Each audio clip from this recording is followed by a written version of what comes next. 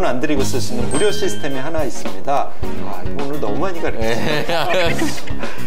이런 얘기하면 또 임차인분들은 싫어하실 텐데 이게 이제 건물 투자도 머리 아파 못하겠다. 그러니까요.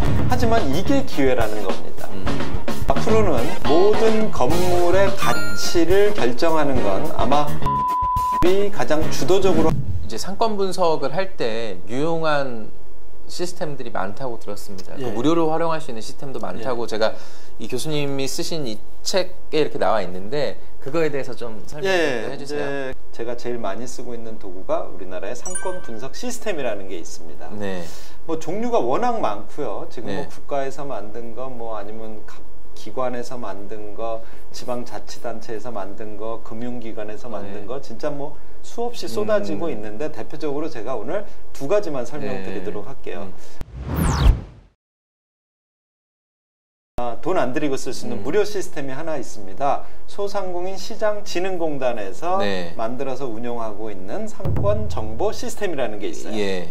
여러분이 그 내 땡땡에 포털에 들어가셔가지고 검색하시면 됩니다. 소상공인 상권 분석이라고 검색해 보시면 나올 겁니다. 소상공인 시장진흥공단에서 제공하는 상권 분석 시스템 또는 상권 정보 시스템.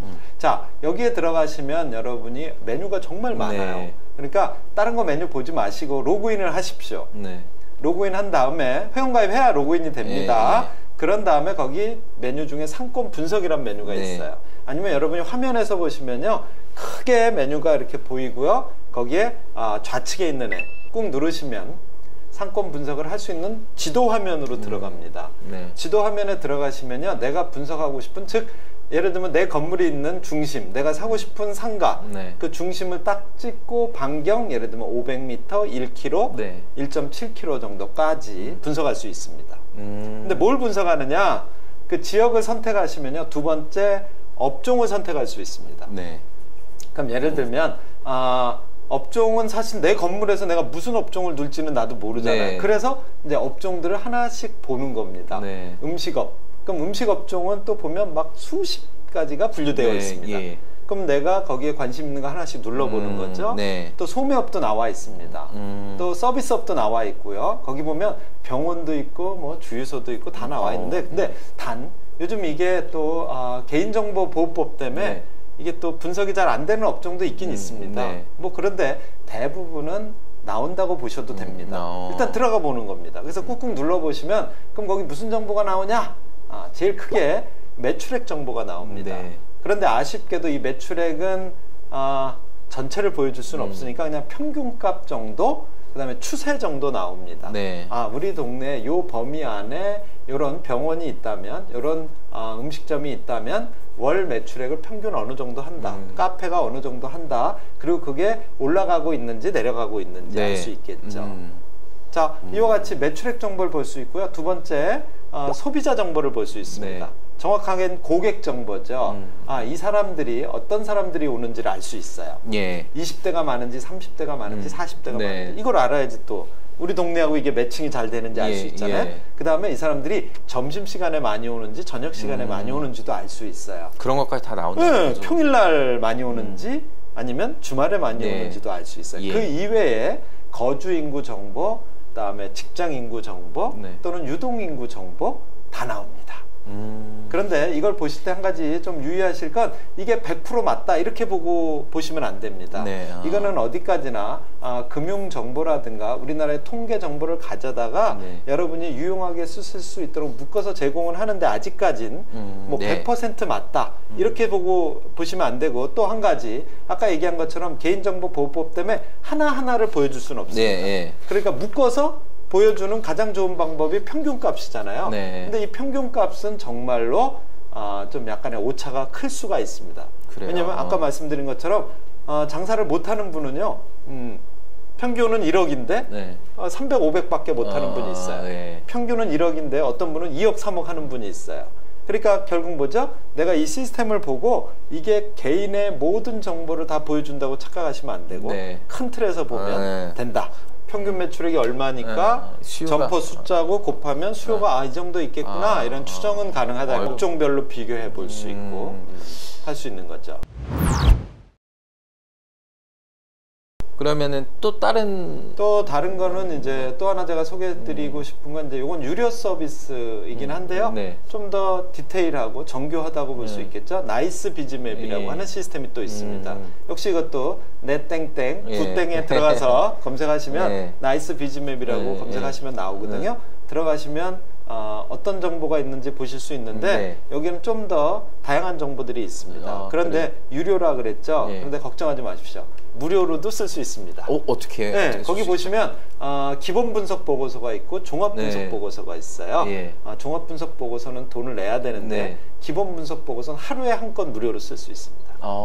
대신에 이제 제약 조건이 있긴 합니다. 내가 원하는 영역을 선택은 안 되고요. 동 단위로는 분석할 수 있습니다. 아, 동 단위요? 네. 하루에 한 건. 하루에 한 건. 그러니까 동 단위로 보시는 건 충분히 가능하니까 일단 이 무료 서비스를 많이 써보시면 이 전체적인 상황을 파악하는 데 충분합니다. 꼭 해봐야 되는 거죠. 꼭 해봐야 되겠죠. 그러니까 그리고 여기에 또 들어가시면 어떤 서비스가 있냐면 추천 서비스가 있어요. 그러니까 추천 서비스는 뭐냐면 이 지역에서 내가 어떤 걸 했을 때 매출액이 가장 높을까, 돈을 많이 벌 수 있을까, 이걸 추천해주는 서비스가 있습니다. 이거 무료입니다. 아, 그래요? 네. 이것도 그래서 참고해볼 만 참고해볼 만하죠. 또는 내가 이런 업종으로 하고 싶은데 우리 지역에서 어느 위치가 가장 장사가 잘 될까, 이걸 추천해주는 서비스도 있습니다. 그러니까 건물주 입장에서도 내 건물이 이 지역에서 어떤 업종을 임차인을 구하는 게 좋을까, 뭐 이런 판단을 한 번쯤 참고하는데 써보시면 좋겠죠. 전문 용어로 뭐 랜드마크라는 용어 많이 쓰시죠, 그죠? 상가 하시는 분들이 많이 쓰죠. 랜드마크 또는 이제 저희 같은 사람은 앵커 점포 이런 말을 많이 씁니다. 그리고 여러분이 아시다시피 백화점이든 이런 대형 상업시설들은 그 상업시설을 만들 때 각 층마다 먼저 앵커를 정합니다. 앵커 점포 또는 앵커 브랜드라고 하죠. 이 층에는 얘 때문에 소비자들이 오게 만들고 나머지도 그것에 의해서 소비가 이루어지게 만들겠다. 그럼 나는 내가 상가 투자를 한다면 나도 똑같은 개념으로 접근하시면 됩니다.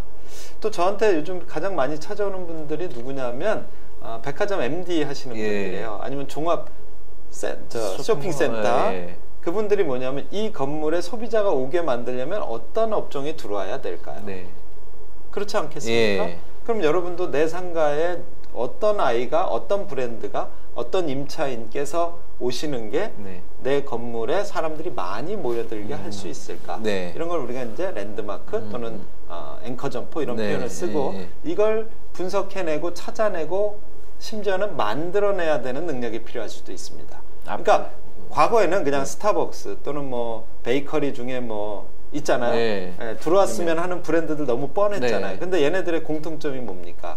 다 표준화되어 있는 프랜차이즈이거나 다 그런 이미 다점포를 하고 있는 브랜드들이거든요. 이런 다점포는 이미 이제 랜드마크로서 앵커 점포로서의 효용성이 많이 떨어지고 있다고 봐야 됩니다. 그러면 여러분들은 그런 표준화된 그런 브랜드 중에서 좋은 브랜드를 유치하는 것도 매우 중요하지만 사실은 그거보다 더 차별화되고 대체할 수 없는 브랜드, 대체할 수 없는 업종.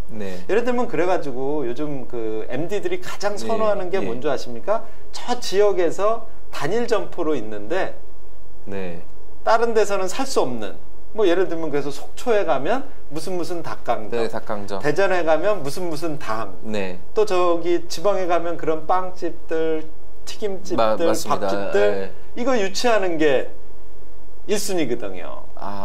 근데 이런 점포들이 잘 안 옵니다.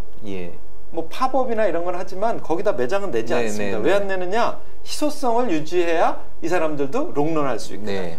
그러니까 점포를 다점포로 안 만드는 겁니다. 그러니까 나도 건물주로서 이런 분석을 해보시면요, 내 지역에 있는 소비자들이 가장 우리 동네에 있었으면 좋겠다 하는 걸 찾아낼 수 있습니다. 근데 보통 그런 거는 우리 동네에 없어요. 그러니까 그분들이 어디로 가죠? 차 타고 가시잖아요. 여러분 한번 낮에 우리 동네에서 있는 이거 오늘 너무 많이 가르치네.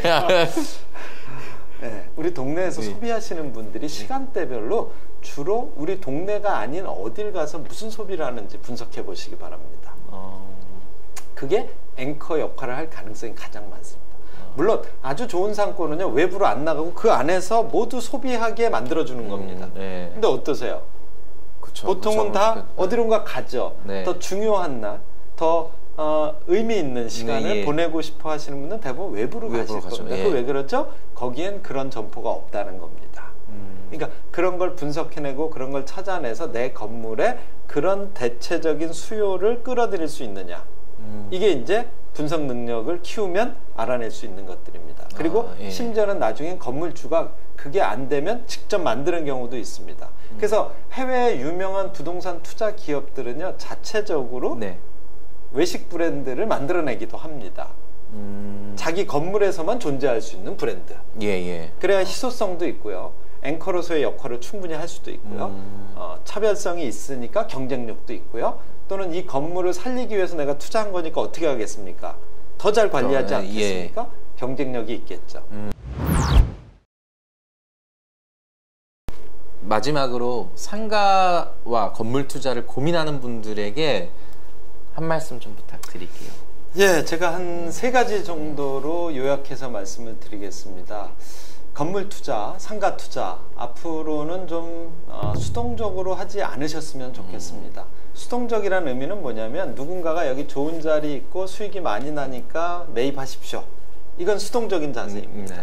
이제 능동적인 자세로 접근하셔야 됩니다. 이건 무슨 얘기냐면 누가 좋다라고 중개하는 걸 사시는 것도 뭐 좋은 선택이 될 수는 있지만 내가 수익률이 가장 잘 나오고 내가 수익률이 잘 나오도록 만들 수 있는 건물을 찾아내서 투자하시는 게 앞으로 더 유망한 투자법이 될 수 있다고 말씀드릴 수 있을 것 같고요. 자, 그러기 위해선 그러면 어떤 걸 알아야 되느냐? 제가 아까도 잠깐 말씀드렸는데요. 앞으로는 모든 건물의 가치를 결정하는 건 아마 외식업이 가장 주도적으로 하게 될 것 같습니다.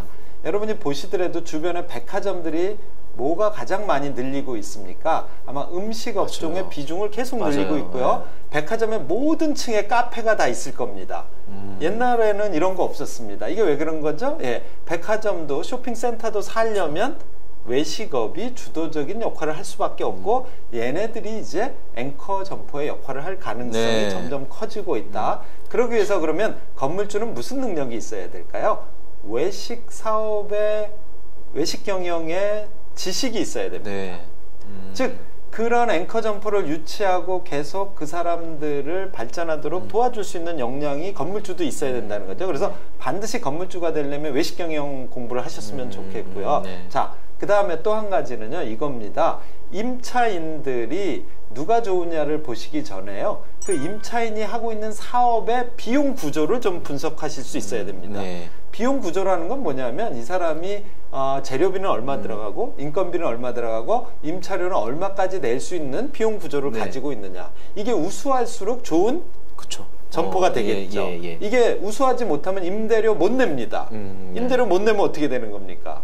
내보내야 되지 않습니까? 그래서 비용 구조를 파악하실 수 있어야 됩니다. 그 다음에 더 중요한 게 또 한 가지 있겠죠. 임차인의 능력을 판별하실 수 있어야 됩니다. 그래서 보니까요, 이런 얘기하면 또 이거 임차인분들은 싫어하실 텐데 말씀해 주세요. 건물주들이요, 요즘은 임차인을 면접을 보신다고 합니다. 이 면접을 본다는 건 저분을 판별한다는 의미도 있지만 저분이 우리 건물에 들어와서 사업을 잘 하실 수 있을까? 이 판별하는 것도 있지만 저분과 내가 호흡을 맞추어서 왜냐하면 이제는 건물주도요, 임차인을 도와주셔야 됩니다. 이 사람이 사업이 잘 되도록 도와줘야 서로 그러니까 윈윈하는 자세를 가주셔야 돼요. 이게 이제 능동적이라는 표현에 포함되어 있는 내용입니다. 마지막 한 가지만 더 말씀드릴게요. 자, 이렇게 하다 보면 사람들이 이런 생각을 하게 될 겁니다. 이게 이제 건물 투자도 머리 아파 못하겠다. 하지만 이게 기회라는 겁니다. 왜냐하면 그동안엔 사실은 좋은 정보 아니면 좋은 중개인 누군가의 도움만 받고 돈만 있으면 건물 투자에서 돈 벌 수 있는 시대였습니다. 즉 이건 뭐냐면 내 노력과 내 역량과 관계없이 돈 벌 수 있었던 시대였습니다. 이제 끝났습니다, 여러분. 이제는 내 역량에 따라 나도 건물주가 어렵지 않게 될 수 있고요. 또 돼서도 내가 그냥 세상의 흐름에 의해서 돈을 버는 게 아니라 내 노력에 의해서 내 건물의 가치를 2배, 3배 오를 수 있는 시대가 되었다는 겁니다. 네. 어떻습니까? 수동적으로 그냥 돈이 마치 로또 복권처럼 내 건물이 가치가 올라가는 게 좋겠습니까? 아니면 내가 노력한다면 내 건물의 가치가 쑥쑥 올라가는 게 좋겠습니까? 물론 여러분이 선택하실 네. 일이죠. 하지만 여러분이 노력한다면 이제 누구나 너무 다른 데서 돈 벌지 않아도 건물주로도 네. 충분히 큰, 왜? 이게 또 커야지만 되는 건 아닙니다. 네. 작은 건물을 가지고도 조그만 상가를 가지고도고요. 내가 10억에 준 상가를 20억 만들 수 있습니다. 예. 오늘 그 교수님 모시고 이 건물 투자, 그 상가 투자, 건물과 상가의 가치를 올려주는 임차인을 어떻게 하면 구할 수 있을지, 또 어떤 임차인이 좋은 임차인인지 대략적으로 한번 알아봤습니다. 오늘 귀중한 시간 내주셔서 감사합니다, 교수님. 네, 감사합니다. 네.